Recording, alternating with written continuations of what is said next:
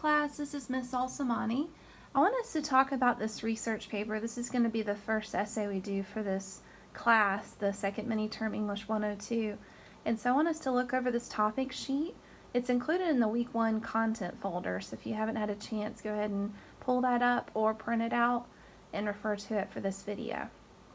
So for the research paper, I would like you to utilize outside sources. So that could be articles, books, documentaries, any kind of outside source that's legitimate.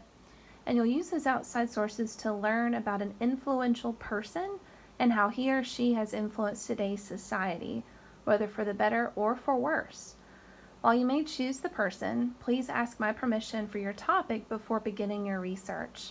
Also, you may not repeat a topic that you have written about in the past, so that could be for an English 101 course or for your high school classes.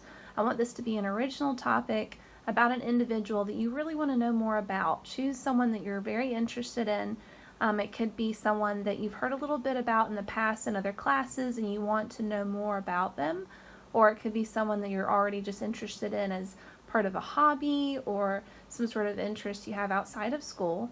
So just make sure that you choose someone that you really want to know more about, because the more interested the writer is in the topic, the more interesting it's going to be for the reader as well for this paper.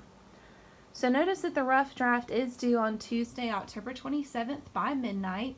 You'll turn in all of your rough drafts into discussion board because we do peer review so that your classmates can give you feedback on your rough drafts to help you revise them so that they are no longer so rough and become more final drafts. The final drafts are going to be due Sunday, November 1st by midnight, and you'll turn that into the Content Week 3 folder.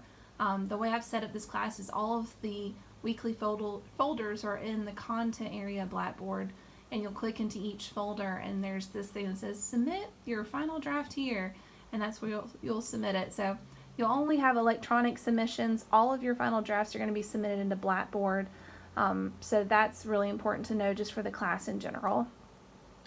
100 points are possible for this essay, and it's up to 40% of the final grade. This essay really counts as 2 essays for the class. We used to have 4 essays in English 102, and now we've cut it down to 3, but that's because the research paper does count for 2 essays for our percentage. So we'll have this research paper, we've got the poetry and short story essay, and the Hamlet essay at the end of the class. So just to give you a heads up on the essays we're going to cover in this short mini term. The research paper should be at least 1,200 words in length, so that is a fairly lengthy research paper, but it's not overwhelming. I've heard of some folks having 2,000 word research papers, and for a mini term that's really quite too large for this short a time period, so I did cut it back to 1,200 words. For formatting, it's 12-point Times New Roman font, double space with MLA heading and style. So I want us to look at our textbook, the Seagull book, the same one you used for English 101, because they've got a really good example of what the MLA formatting looks like. So let's go to page 161 in your Seagull textbook. Notice that the essay is double spaced. The heading has your name, my name, the course, and the date.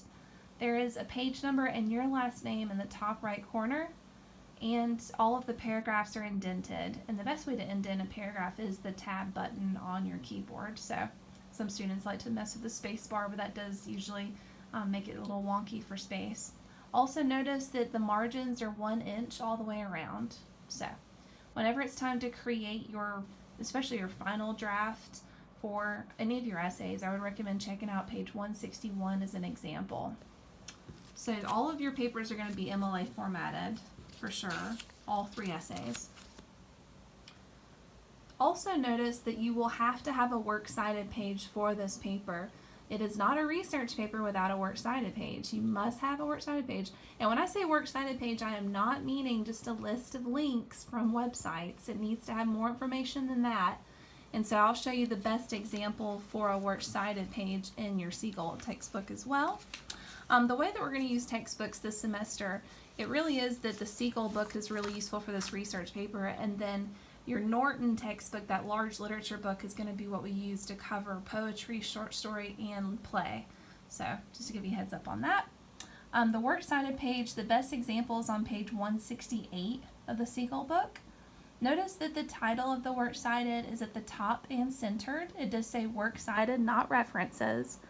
And all of the citations are in alphabetical order.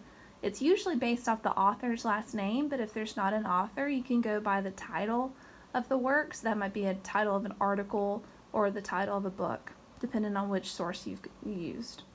If you're not sure how to cite a source, feel free to email me. You can send me a link to a website or describe what kind of source you're using, and I'll use your textbook to help you cite it. Really, the textbook has so many examples of how to cite a source. So some of the most common sources that students like to use are websites. So one of the best examples is on page 151 at the top.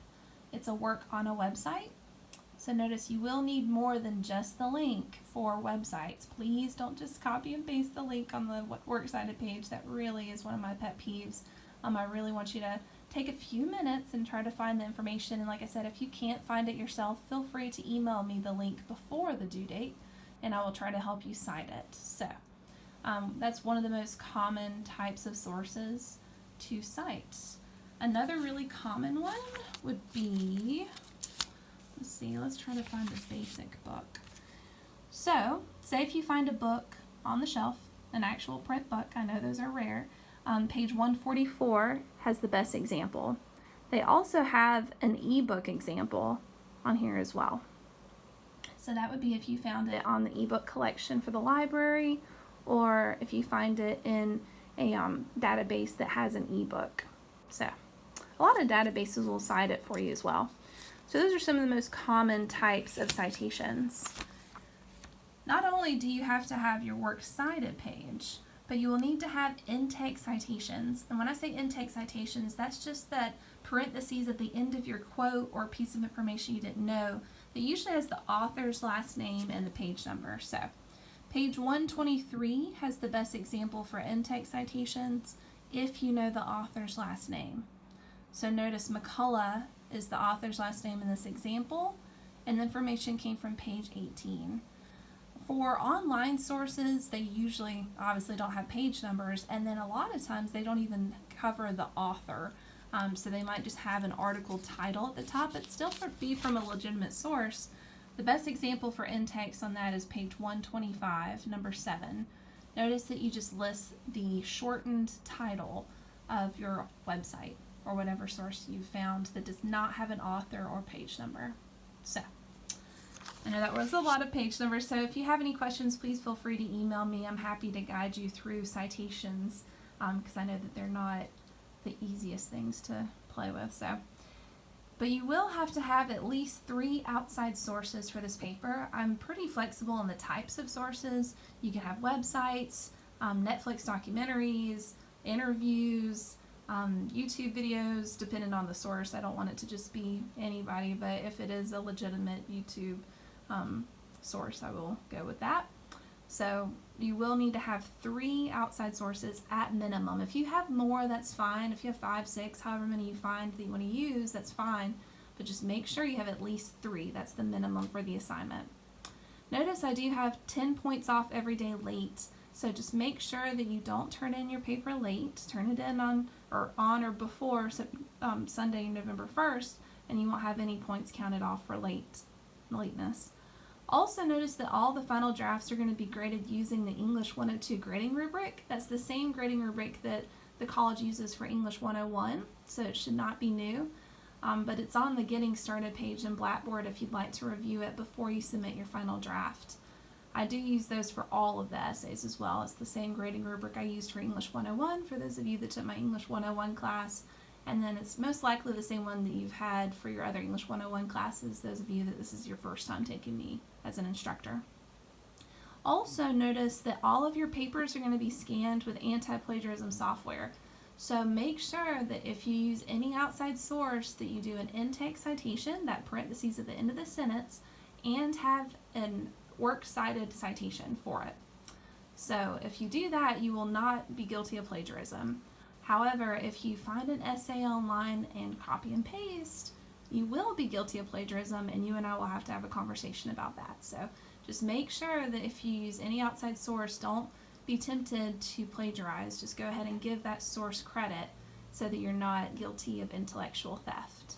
So, let me know if you have any questions about what constitutes plagiarism, though. I'm happy to clear up any misconceptions or confusion. Also notice at the end I have a brainstorming outlining space because a lot of students like to take notes on these assignment pages, but you're not required to fill that out by any means. That's just there for you if you need to take notes as you're kind of creating your own ideas of what you want to cover for this research paper. But let me know if you have any questions. I know that was a lot of information in a little video, so please feel free to email me at any point, and I'm happy to help you through the research process. So have a wonderful day, and thanks for tuning in. Bye!